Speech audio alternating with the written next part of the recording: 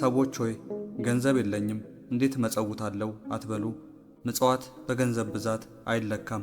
አንዲት ቀዝቃዛ ውሃ ለተጠማ ብታጠጣ፣ ወይም የደካማውን ሸክም ብታቀልል፣ ወይም የታመመውን ብትጠይቅ፣ ይህ ሁሉ ታላቅ ምጽዋት ነው።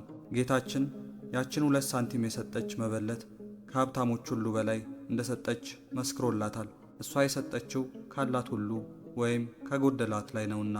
ስለዚህ ምጽዋት እንደ አቅም የሚደረግ የልብ ልግስና እንጂ የኪስ ሀብት ብቻ አይደለም። ምጽዋት ስትሰጥ ግን አንድ ነገር አትዘንጋ። ለሰው እንዲያይህ ሆነ አትስጥ። ለሰው ብለህ ብትሰጥ ዋጋህን በምድር አግኝተሃል። ሰማያዊው አባትህ ግን ዋጋ አይሰጥህም። ቀኝህ ስትሰጥ ግራ አትወቅ። ጌታ የሚፈልገው ዝነኝነትን ሳይሆን ርኅራኄን ነው። ደግሞም ስትሰጥ በደስታና በፍቅር ይሁን እንጂ በማጉረምረም አይሁን። በደስታ የሚሰጥን ሰው እግዚአብሔር ይወደዋልና።